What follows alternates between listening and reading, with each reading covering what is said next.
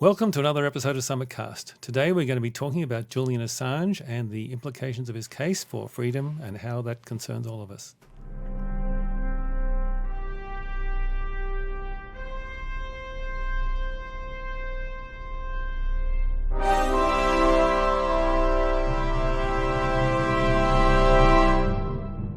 Welcome to the show. Today we're going to be talking about Julian Assange, and we have Mary Kehoe with us again. So, I understand it has a lot to do with freedom, a lot of implications as far as freedom of the press and so on. So maybe for viewers who aren't so familiar with it, maybe you could kind of start at the beginning and talk about how we got here. Yeah, thanks so much for having me again on short notice. It is very timely. So before I jump to the beginning, I want to give the reasoning why it's so important right now. So August 11th is the court case where the U.S. government is trying to extradite Julian Assange out of the UK, and this would set a legal precedent for the United States of America to take anyone from any country who has published truth about the government that they don't want exposed. They would be able to legally extradite and imprison anyone. So this is why this is so important for all of us. It's not just, as a case for a freedom fighter, for Julian Assange, who has been publishing truth. It is personally very important, for him, his family, and all of us who care about our fellow man. But then globally, it is also that important for everyone's actual freedoms. And democracy can't survive if we don't have the right to know. Julian Assange is a freedom fighter who started WikiLeaks. People leaking information can send it anonymously to WikiLeaks, and then they verify it and publish it. So it has been a great source for people who are under regimes, including, unfortunately, the U.S., that are seeing things that are immoral and illegal, and so they have now, through WikiLeaks, have the ability to tell people about it, to tell the world about it. So because of this, he has made many people in power upset, and now that's pretty much what this case is about. They've done a few smear campaigns to try to show the public, that Assange is not someone they want to care about. But that's what it comes down to, is, that he's publishing truth that is bringing awareness to illegal and immoral things that are going on in high places. So what are the specific things that he's being charged with here? I understand it was like the Chelsea Manning revelations about what was happening in Iraq and so on. And Chelsea Manning actually got pardoned. So it's interesting that the actual whistleblower got pardoned, and now the publisher is still being prosecuted. And so Chelsea Manning revealed all these things that were happening in the Iraq War, wasn't that it? Definitely something that is important not only to the U.S. because it's being done by U.S. troops with our, we're unaware, but they have our consent because we're not stopping it, we're not speaking out about it. So that's why we need to know these things so that we can speak up, because it's being done in our name. Yeah, and they were doing things that were clearly illegal. And, when the information came out on WikiLeaks about what was happening, then that changed what they were doing, is my understanding. Mm-hmm. There was drone strikes on civilians, right? Was that part of it? Or yeah, I think so. Yeah. And speaking of drone strikes, so the whistleblower for the Obama drone program, he's the one who leaked information that showed that within 1 month, with a range of 1 month, 90% of the target kills were actually innocent civilians who were being purposefully mislabeled as as targets. Daniel Hale just got prosecuted and charged, and the prosecutor who charged him, who was the lead prosecutor for his case, equated his leaking this information. He said it was the same. He equated it to selling heroin, saying that, well, would you give a decreased sentence to a heroin dealer who said, well, I understand it's illegal but morally correct to sell heroin? No, of course you wouldn't. So we won't do it for him. To this man, heroin and the truth is equally dangerous. This is the lead prosecutor for the Assange case as well. Assange is he's like the publisher. So, when people talk about this case, they often talk about the Pentagon Papers as being the precedent. Daniel Ellsberg leaked the Pentagon Papers, which were a revelation about how what the U.S. government had been telling the public and saying they were doing in public was a lie, basically, through 4 administrations. And Ellsberg released this document, and the New York Times published it. And Ellsberg was charged with espionage, I think, or I can't remember the details, but he was charged. But the New York Times was never charged because, there's a principle called First Amendment, freedom of the press. And so they never went after the New York Times, but they're going after Julian Assange and WikiLeaks. Mm-hmm. So that's an interesting thing about it. Right. It would be the same thing if they were going after the New York Times with the Espionage Act. Yeah. So are the New York Times and other media organizations kind of defending Assange? There are millions of people around the world defending Assange, and there's a lot of, statesmen as well as journalists defending him. And unfortunately, there are a lot of major voices that are not, that are staying pretty quiet about it. And, so that in this way, you can see in this situation who's kind of following the party line of the status quo of the people who are in charge right now and have been, because this isn't about one party. This isn't, the Democrats are against Assange or the Republicans are against Assange. This is people who have been in power for a long time and who are continuing to be in power who are against Assange. So you can see the establishments who cater to those people are the ones who are staying quiet about Assange right now. If they're not taking a stand for freedom of the press and being the right to publish what the government is really doing when they're lying to us, then who is? Right. Especially, Julian, and he's in jail. Right. Especially the pinnacle of kind of journalism, which is what the New York Times is kind of known for, these hard-hitting pieces or whatever throughout the years. And so for them to not be standing behind him as the publisher, I hadn't really considered him as the publisher in this. So what is the specific case? The case that they had, they knew wasn't going to stand up. So they actually just recently, I think it was 2019, redid the case with including testimony from from an Icelandic man whose name is Thordarson. And he actually just came forward saying that the FBI had given him clemency to continue. He actually was, Assange proved that he was a pedophile and abusing minors. And so the FBI gave him clemency to, okay, do what you do and give us this story. So he manufactured a case against Assange and was a fraudulent witness.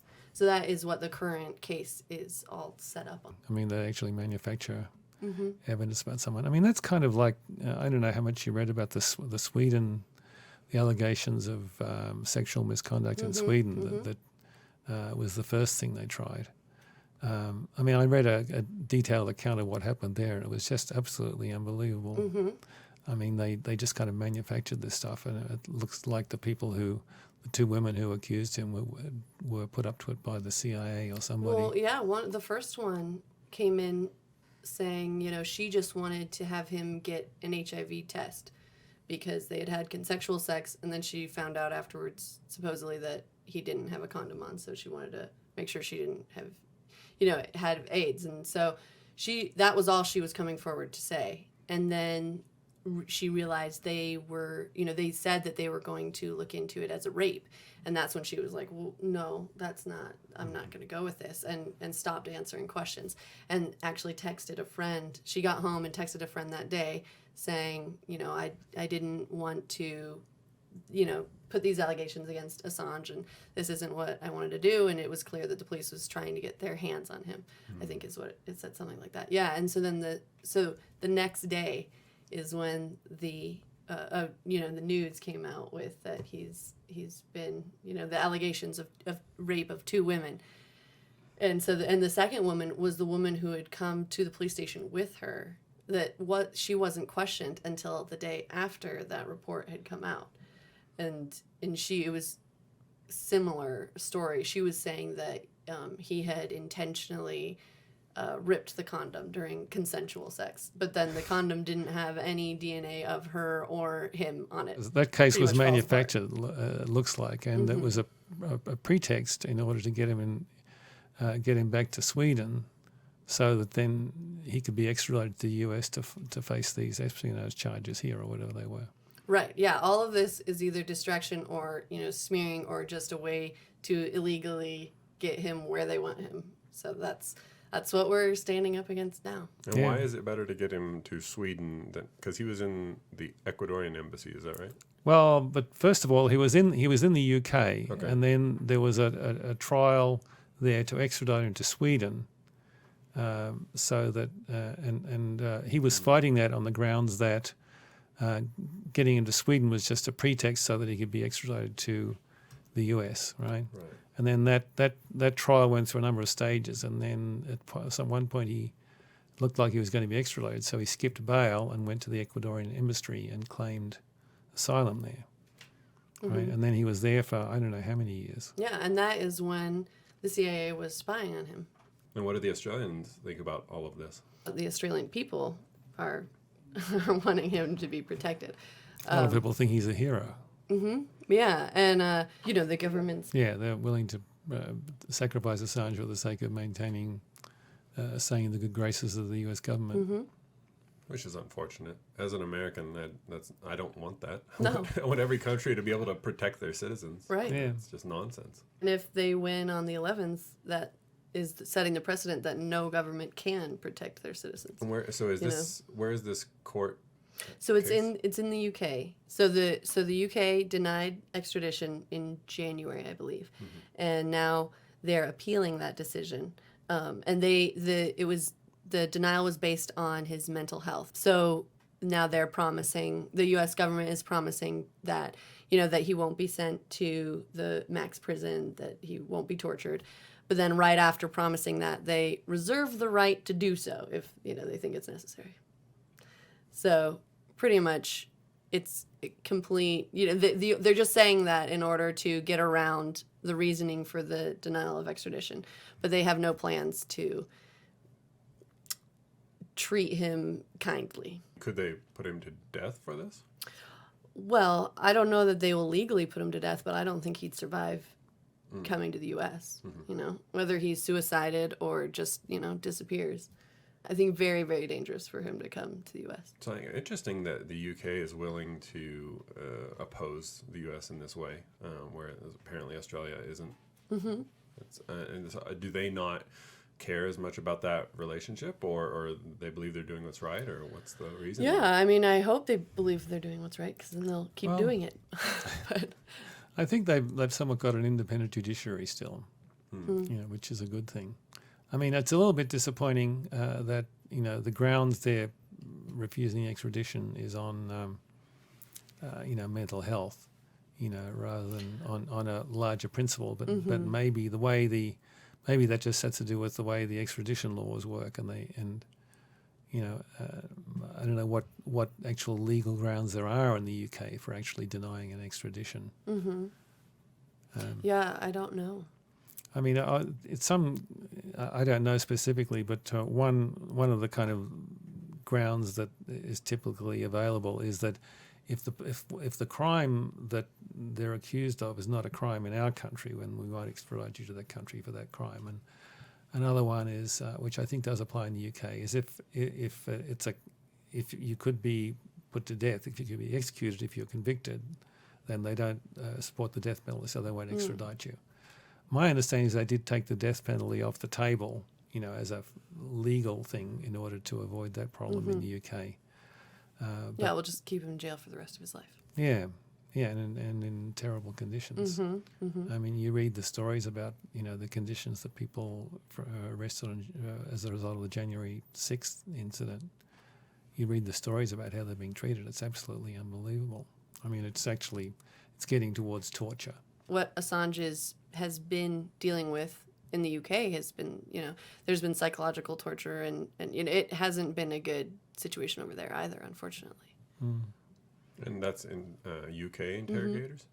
I don't know that it's interrogators per se, but the way in which he's being kept, equates to psychological torture. So I know there was a lot of talk about Trump not pardoning him. There was will he, won't he at the end of his term. Is there talk about why he didn't, or what his opinion was about it? Yeah, there was actual, as far as I understand it, was that there was threats, that a lot of the people close to him in cabinet, were saying, don't, and here's why, if you ever want to run again, or if you ever, you cannot pardon him. So, and people who had supported him, were going to withdraw their support if he did. And so I think there was definitely some backroom threats going on right there at the end, because it was very, I was paying close attention at that time, and, we thought it was a sure thing, and then, we're hearing word that it isn't, and that there's still a conversation going on, and it seemed kind of like he was going to, and then something happened, which, made him change his mind. Yeah, I was kind of surprised at the time that he didn't. It would have been the logical thing to do, but I mean, what you run into is actually the power of the intelligence agencies, and I remember somebody was made a comment at the beginning of Trump's presidency, a senior politician, I think a Democrat, saying, commenting that Trump's crazy going after the intelligence agencies. Doesn't he know what they can do to you, if they want to get rid of you? And I mean, that's the scary thing in a sense, and that's what's scary about this whole thing, that if there's no protection for whistleblowers, then what is the accountability for the government doing things that are illegal and just classifying them or hiding them or prosecuting anyone who would reveal them? Right, exactly. Yeah, it's not a world I want to live in, where there is no recourse for the people to find out any truth. And if this happens, then not only will journalists be in danger, but also any sites that are uncensored. It's really comes down to the freedom of speech. If speaking the truth becomes an act of terror, that's the end of democracy. Yeah, and we're seeing that in like the social media companies in their cancelling you if you say something that's not doesn't fit with their agenda. And I mean, that's what happened with our show number 14. It got pulled from YouTube because it didn't fit the agenda of YouTube. Right. But I mean, that the worst sanction you get there is, okay, your social media presence is taken away. Yeah. Right now it's corporate censorship. But and it's interesting because the U.S. gets on China's case about what censoring and what they're doing to their own journalists and their own people who are speaking truth about what's going on. And, China can just turn around and say, well, look what you're doing to a Julian Assange. It's the exact same thing. And which it is, unfortunately. That's the thing. Right. So we don't really have a leg to stand on pointing at the, regimes across the world for doing dictator-like things if we ourselves are doing it. A lot of implications with this. It's just corporate, but then, once the corporate and the government kind of merges, which is what we're starting to see over COVID, the White House is coordinating with Facebook about which posts to take down and so on. Then it's a very murky line there. And then, the next step after you get your social media taken down is you lose your job, or, you lose your YouTube channel, which is your income. It can have tremendously negative impacts. And then the next step is you end up, in jail, of course. Right, yeah, which if they win this case on August 11th, that will set a precedent for that. Yeah. That is the direction they will take it. Yeah. I hadn't thought about it in that sense of it being that he's a publisher. And yeah, I'm amazed that these other media giants aren't fighting it more than they are. Well, they've... what do they have to gain by not fighting it? Well, what do they have to lose by Julian Assange winning is that... their journalism, their journalists going to jail in the future. Well, say the no, wrong thing. but they like things the way they were before, where they were in control of what was published. And, WikiLeaks and other alternative news sites are their competition. And they think it won't happen to them. Right. It's like, well, if we continue to go hand in hand with... our friends in the intelligence community, well, it won't happen to us. Well, these outliers who are saying things they shouldn't, They may be right. See, and in one sense, the New York Times doesn't like the alternative media, and they'd be very happy if WikiLeaks went away, and they could decide what's going to be published and what's the truth and what's the news. Well, So I wonder on, how on much. principle, they should be supporting Assange, but from a point of view of self-interest, they want to get rid of the competition. Right, and not if they're themselves being handled by the CIA, of pushing certain stories versus other stories. I mean, there's lots of claims that Hollywood has been doing this for 50 years, that movies are getting made that are, they're pro-America or pro-certain philosophies within America. Well, yeah, I mean, first they're coming for Assange. And if we don't stand up for him, there's going to be nobody to stand up for us. Yeah. Especially just some Australian living in the UK, if they're going after him, they're definitely the American citizens will be next, Mm-hmm. Yeah.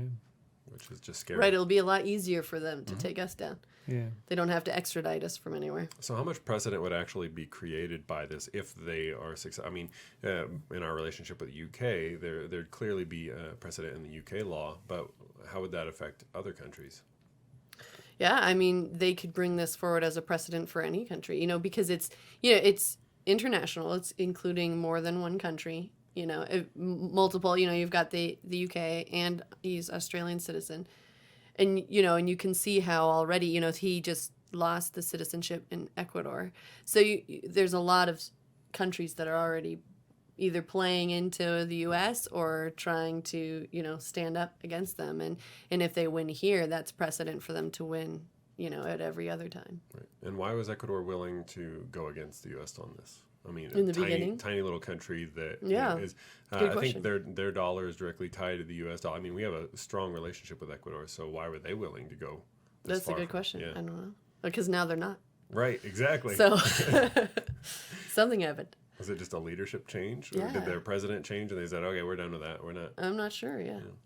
So there's no basis for if he's just considered a publisher, then he stands on his own as just publishing this information.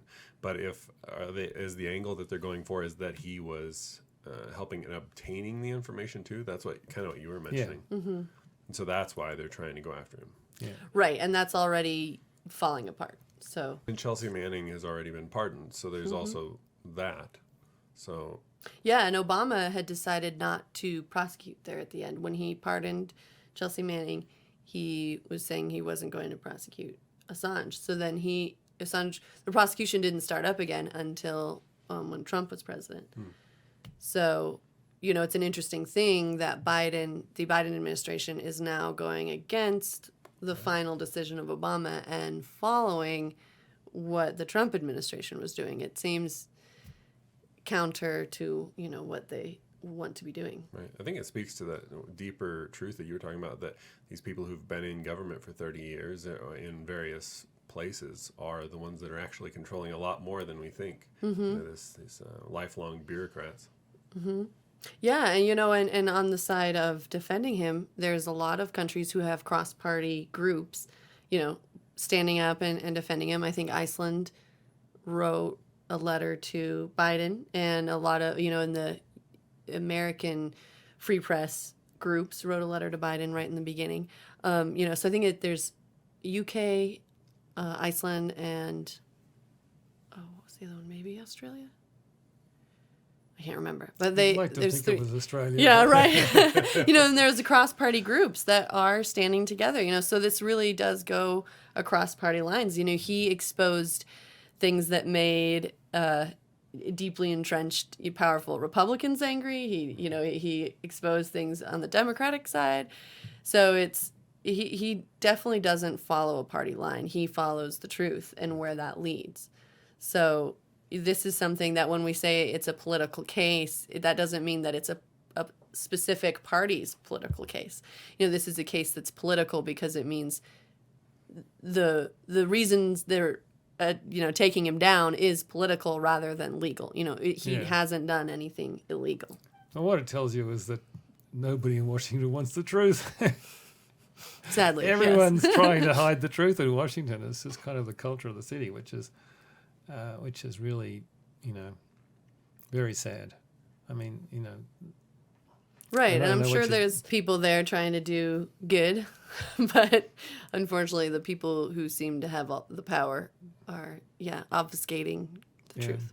The deep state gets ridiculed as a conspiracy theory, but then this is kind of the example. I mean, through all these different administrations, they're all out to get the establishment, which is like the CIA, the FBI, Department of Justice, all of these agencies which are not elected.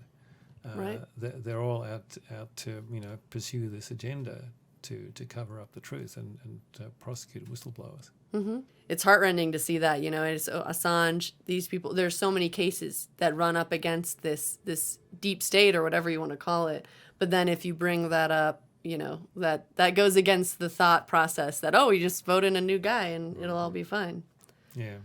Yeah, it's a much bigger problem than just who is in the White House, isn't it?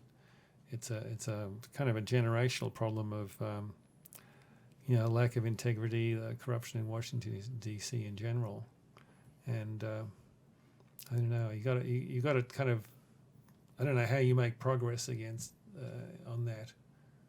I mean, you got to have people that are willing to take a stand, like Julian Assange, who are willing to speak the truth. You got to have people who are willing to stand up and defend him. Yeah. Yeah, and on that note, what we can do is all of us talk on whatever, social media platform we have and, raise awareness about what is going on, and then also call the Department of Justice. There's the comment line, the main line, and then there's the line that goes to national security, which is the sector that is overseeing this case. So we have the numbers, and if you call raising that awareness, because this is a political case, it depends so much on what the populace thinks about what is going on. I mean, theoretically, the agencies aren't subject to political pressure because they're not elected. But so does calling the Department of Justice really make a difference? Do you think? Yeah, I think it does, because it shows they need a certain amount of manufactured consent to continue on with a case that is already falling apart.